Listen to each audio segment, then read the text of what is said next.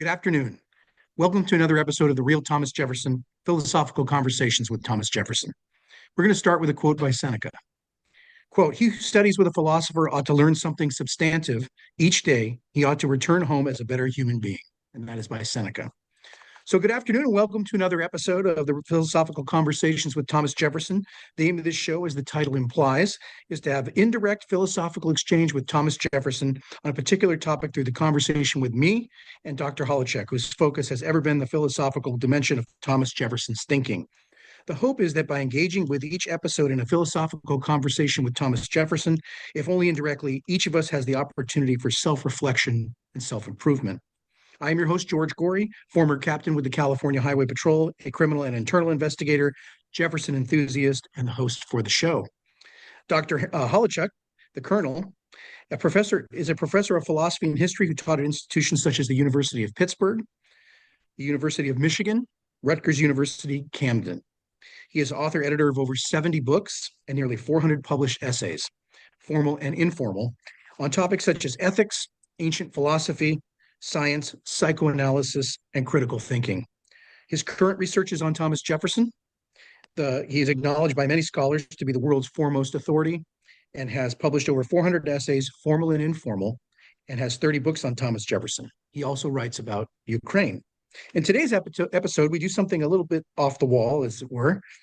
I and the colonel will critique the movie 1776, which is a musical reenactment of the behind-the-scenes events in Philadelphia's Independence Hall, as delegates to the Second Continental Congress debate the issues of American independence and Thomas Jefferson's Declaration of Independence.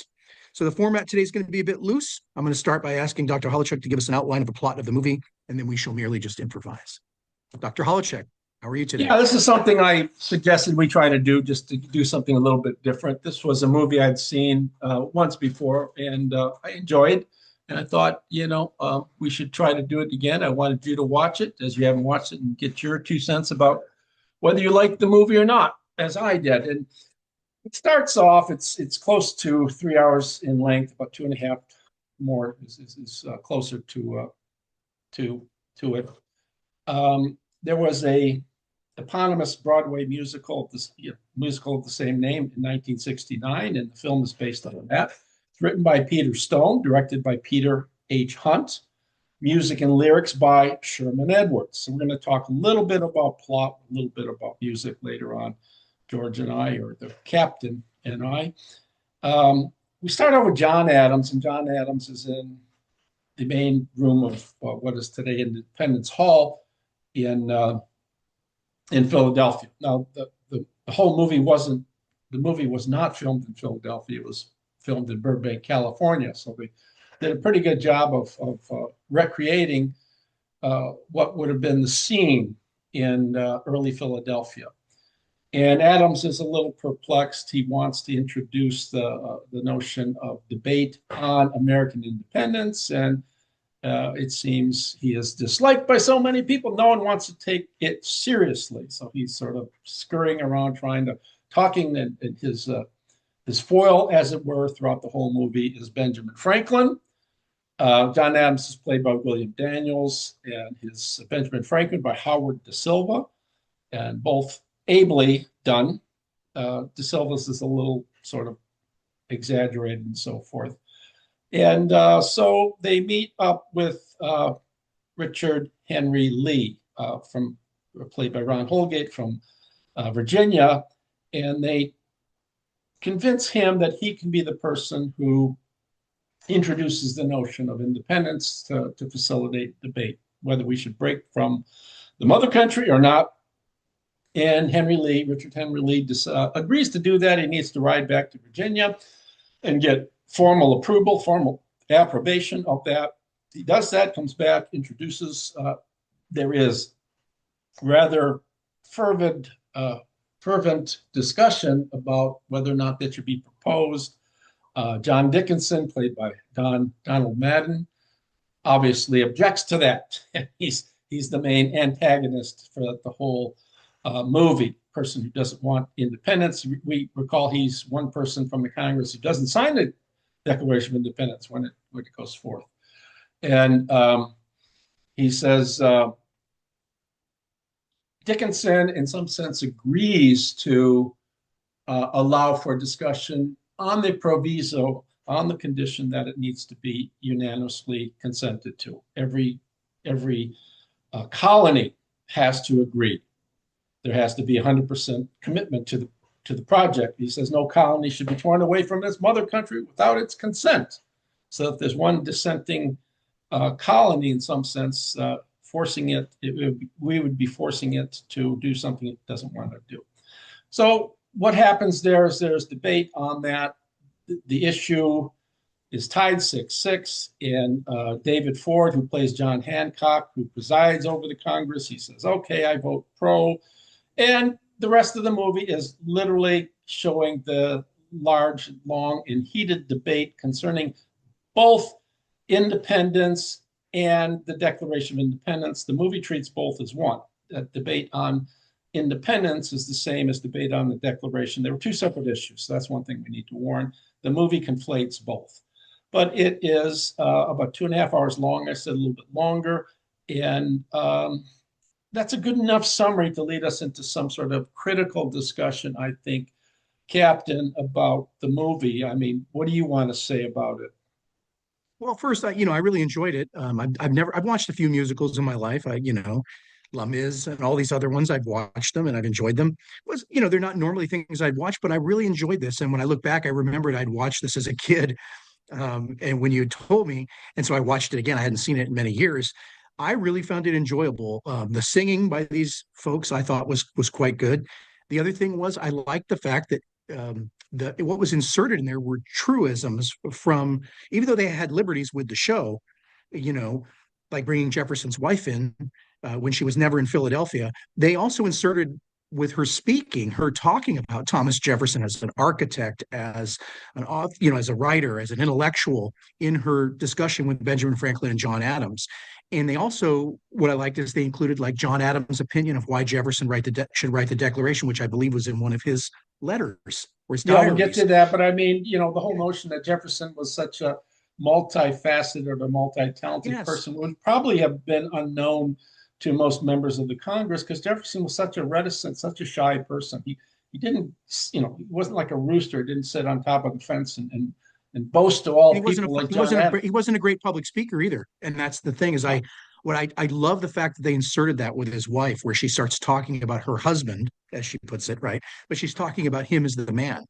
And I Yeah, found that really, really entertaining. yeah, and then the issue of you broached the topic of Jefferson supposedly being delegated as the member who's going to write the first draft, right? That doesn't go too well, right? So No. they come to visit him. Adams and Franklin, he's perched away at 7th and Market Street in the Graff House, the second floor, and he's got his slave with him, Hemmings, isn't mentioned, plays no part in the movie. That's neither here nor there, presumably. So they visit him, and what do they see, right?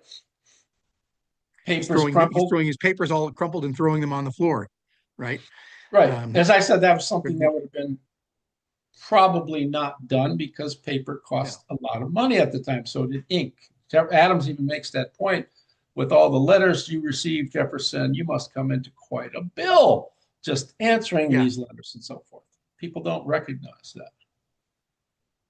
I thought it was fascinating too that and we touched on this when we talked before the show, that John Adams is a difficult person. He's an acerbic kind of guy. I mean, he was well respected. I think you had alluded to that by the delegates. I don't believe he was universally hated, but he was a difficult person. And I thought Yeah. what was entertaining was they showed a little conflict between him and Franklin, which he did have all of his life with Franklin. Right. And they made it humorous though. It was just to watch the back and forth. Franklin is this libertine. He's like kind of like lusting over in a really fun way over Jefferson's wife when she first gets there. And Well, so was um, I. I mean, it was a beautiful woman, yes, in the show, no and doubt. the funny thing is that Jefferson's not getting any work done. As you mentioned, that doesn't happen in real life. Jefferson just went to work. Jefferson is the sort of person that he probably had a migraine at the time, but he shut himself off and just went to work and then focused, right? I mentioned in the work on the book on Jefferson in Paris that I wrote, whatever the hell the title is, Jefferson would shut himself off. He always had to have a hermitage, a little place of retreat. He had one in Paris, just in the mountains with the monks. And so Market Street and 7th Street, the Graff House was his retreat, and he shut himself off and wrote the Declaration. In the movie, he couldn't write because he missed his wife so much, so he couldn't get anywhere. And then it's Adams that has the idea, let's bring Martha down, and they do. And Jefferson is astonished. They close the blinds and close the windows, and Adams is looking, Franklin, what's going on? Well, they're having nookie nookie, you asshole. That's what's going on. I mean, they're having sex. Adams, the Puritan, oh my goodness. Anyways. Which presumably would make Jefferson break his writing block, right? And write better, which I thought was a great implication, the way they said that, bring his wife there, make him happier.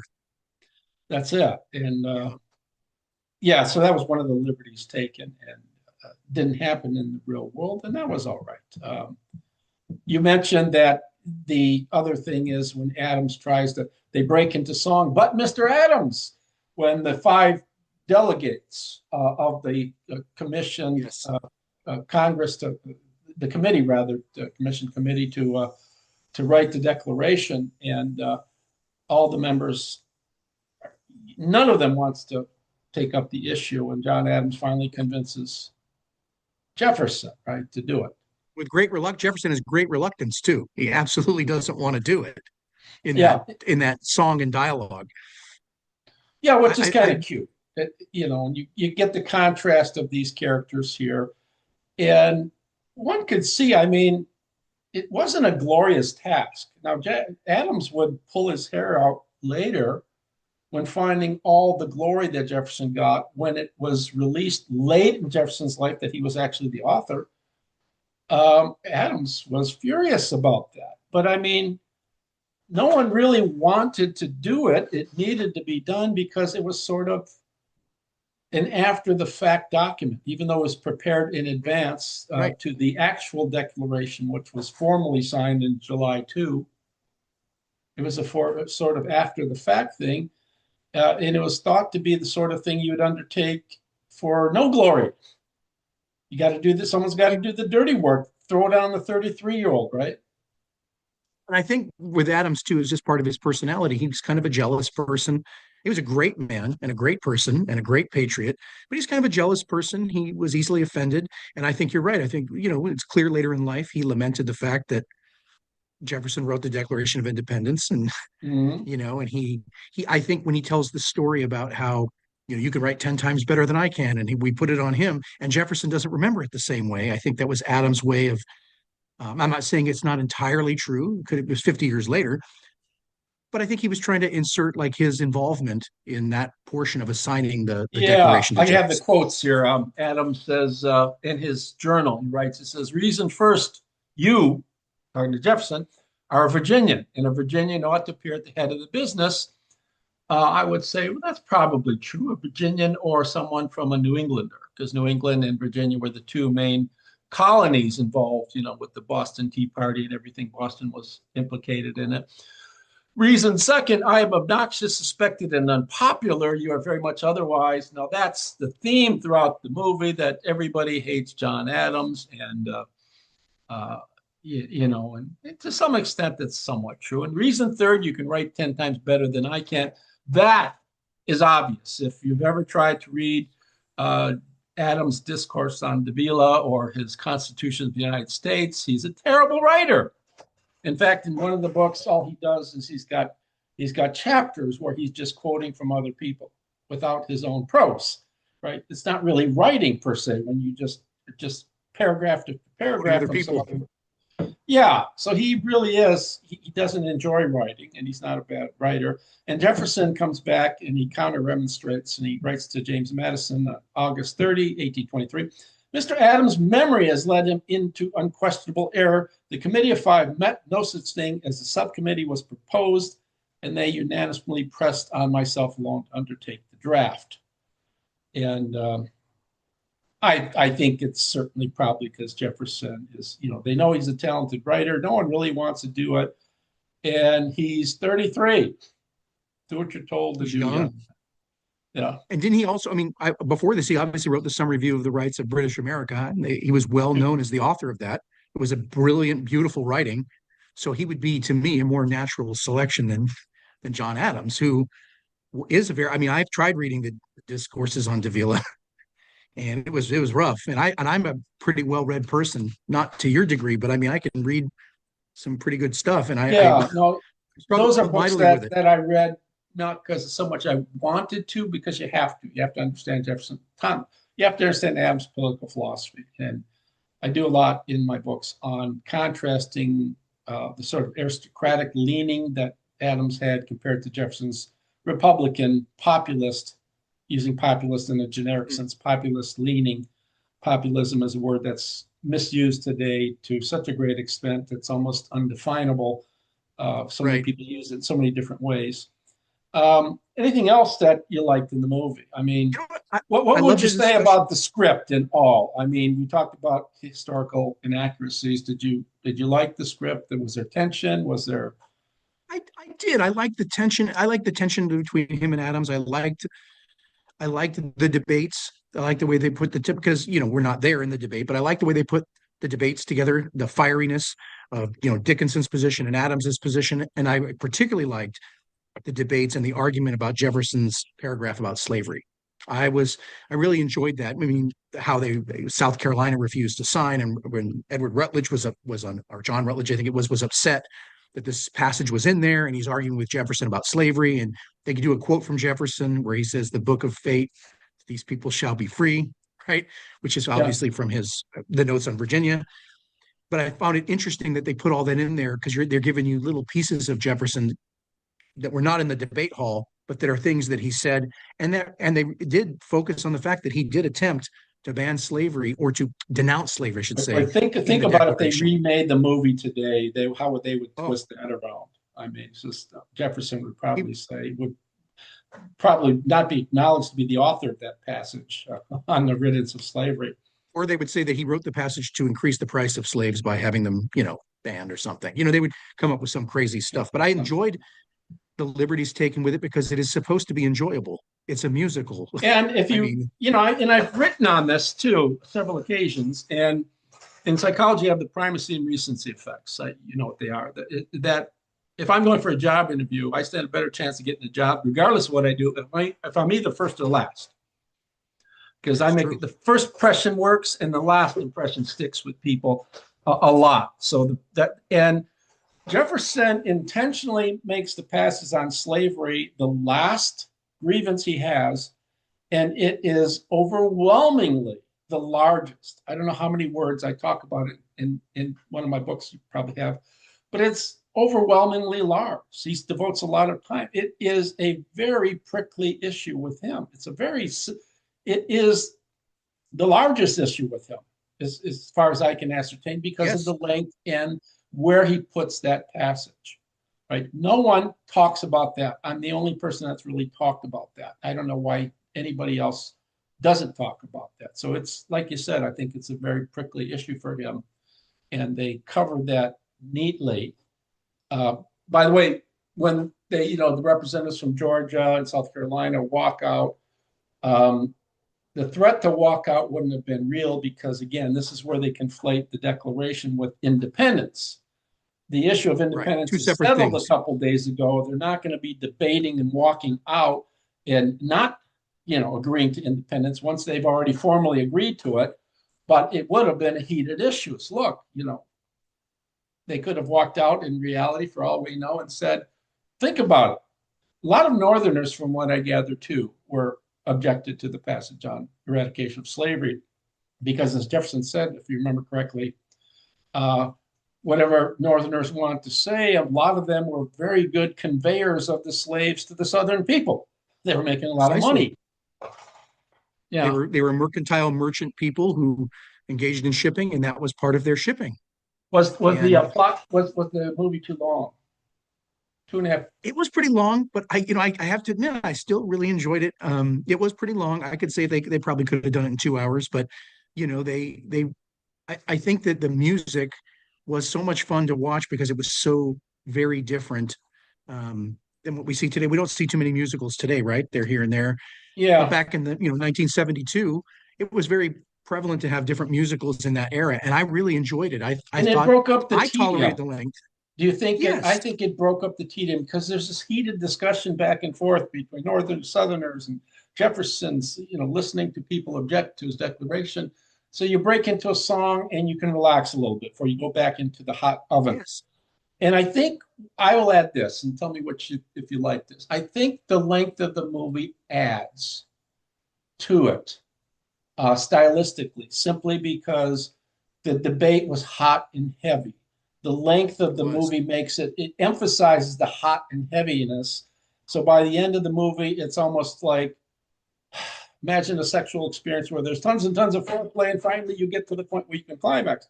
It's sort of like that with the movie. It finally, at the end, we hear the peal of the bell, and people are signing the declaration. Yes. And the length itself gives you some indication of the onerousness of the task and the difficulty and the magnitude of it. Does that seem Yes, I reasonable? thought it was. Yeah, I thought the way they brought it to that point with that dramatic signing of the Declaration and the bell was perfect, and it was. I liked it. I liked the songs. I thought were great. I mean, it was just it took me back to an era when I was young, and I really enjoyed it. And there was an innocence about the movie, and we talked about this before, of an era where they may probably went a little too overboard as painting them as demigods, which is what they have Franklin refer to in there, that we're just men, not demigods. But they kind of do that. But at the same time, it's somewhat refreshing, because today they would have all been demonized. I don't know if a movie or a musical like that could be made today I don't think they would without make it unless with the that you have to self-criticism. I don't think they would denigrate make it. everybody, especially. I mean, you they would probably make Adams the hero because Adams never owned Guaranteed. slaves. Um, who knows what they'd say about Franklin? Yeah, I think you're right. I don't think they could. I don't think they would. They could make a movie like that. I think the music. None of the songs. One thing I'll say about the music. I've only watched it a couple times. None of the songs struck me as anything that I'd be humming to myself on my own. Maybe if I watched it two or three more times, I might pick up on one song. And Roger Ebert goes on.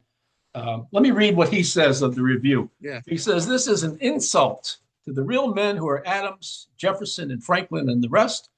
The performances trapped inside these roles, as you might expect, are fairly dreadful. There are good actors in the movie. William Daniels as Adams, Donald Madden as John Dickinson, but they're forced to strut and posture so much that you wonder if they ever scratched or spit or anything. In other words, they're not real people. They're made into artificial people. I can hardly bear to remember the songs, much less discuss them. Perhaps I shouldn't. It's just too damn bad this movie didn't take advantage of its right to the pursuit of happiness." What do you think of Roger Ebert? I totally disagreed with it, because he's missing the whole point. It's a musical. It's supposed to be fun. It wasn't denigrating to them at all. I didn't feel. Today it would be if it was remade, but it was not denigrating. I found it to be fun. That's the whole point of the music. That's the whole point of the ad-libbing. That's the whole point of adding the anecdotes and stories and bringing Jefferson's wife in. I thought I didn't find it to be poking fun or anything.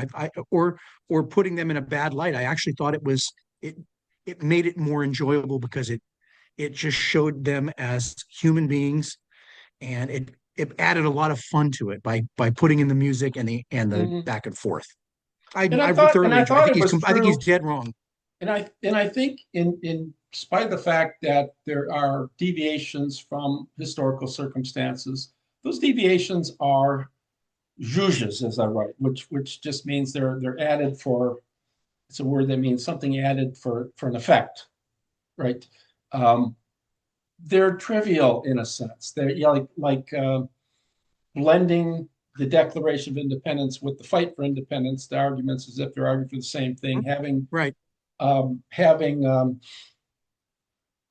Jefferson's wife come and visit when it never happened, and right. having Jefferson having a hard time making any progress. Jefferson never would have had a hard time beginning the document. He was a No, focused, anal person. But they added to the sort of tension to the movie. They added to the plot line. There were slight deviations, and it doesn't in my estimation, it didn't detract from the movie as a whole. How would No, you? and it wasn't grossly historically inaccurate. No, that's the whole thing. I mean, No. you could watch this if you knew nothing about the debate in the Congress. First off, we don't know a lot about what happened because no one kept any notes. Adam says the same thing. So, who could write the Declaration? No one kept any notes. No one knows anything. So we're talking to people and they're recollecting about what happened many, many years, most often decades after the event. And I think it probably, if you don't know anything about the American Revolution, is probably fairly true to the tension and what was going on in Philadelphia at the time. So I don't think the deviations from Right. facts hurt the movie. If you had to rate the movie, No, okay, let's toss this up on a scale of 1 to 5. What would you give it? I mean, I would give it a four. let me give you two meters here. One, just as the movie as a whole, uh, the artistic merits of the movie as a whole, 1 to 5, and then secondly, from just a personal metric of enjoyability, 1 to 5. So first one, I would give it a four. I would give the first one, I give it a 4.5. okay, And the second one, I would give it a 5 because I really enjoyed it. yeah, I would probably give the first one a 3.5 and maybe a 4.5 on just an enjoyability. And I think, the whole idea of movies are meant to be enjoyed. It's a musical. It's not meant to be necessarily so perfectly accurate to. No, But could you watch it again? I could probably watch it again, but I think we talked about it before. I couldn't watch it like 6 or 7 times, but I could watch it No, again for sure. I couldn't either. I mean, I have a favorite movie. I'll sort of end up. It's Cool Hand Luke. Why? Because when you watch Great it, movie. it's a very long movie, but there are things in there that everybody misses. And we can talk about that on another show. I don't think Thomas That Jefferson is a watched. great movie. I don't think Jefferson watched the movie, but if he did, we could talk about that. I don't know. They'll have some people on there. Colonel, don't you know that there were no movies? And just, oh my goodness. There's no Anyways, video back okay. then. What are we doing next week? Well, next week, I think as we discussed, we're going to try to mix it up a little bit. We're going to do a couple vignettes, a couple 10-minute vignettes of questions. And I think the first one we're going to do, and we talked about the notes on the state of Virginia. We're going to do it on the structure of the notes of state of Virginia. Was it, as Dumas Malone kind of thought, was it a haphazard or thrown together dialogue that he wrote in his notes on the state of Virginia, or was it highly structured? And that's going to be the question for you. And I haven't come up with a topic yet, but I will definitely have one, and then we can bounce. We'll have the two topics, and we're shooting for 10 minutes apiece. Correct? Yeah, something like that. And the first one is my topic. I'm Your choosing to do topic, yeah. that, and you are going to sort of walk me through it with questions and stuff. And the second one will be a topic of your choosing, and I will walk you through by asking questions of you within that time frame to get your take on the topic of your choice, and we'll see how that format works. By the way, before we end, I would like to ask anybody watching the video to give us your 2 cents on how you would rate the movie. If you haven't watched it, watch it. Tell us if you agree with our assessment, if you agree with me, and you should agree with me and not the captain in terms of giving it a 4.5 on the artistic scale. It's more of a 3.5. Either way, just tell us what you think about that. And that's it, right? That's it. And I'm looking forward to the vignettes next week, and we'll be ready for them. TTFN. We'll talk to you guys next TTFN. week. Thanks for watching, and like and share, please. Thank you, Colonel.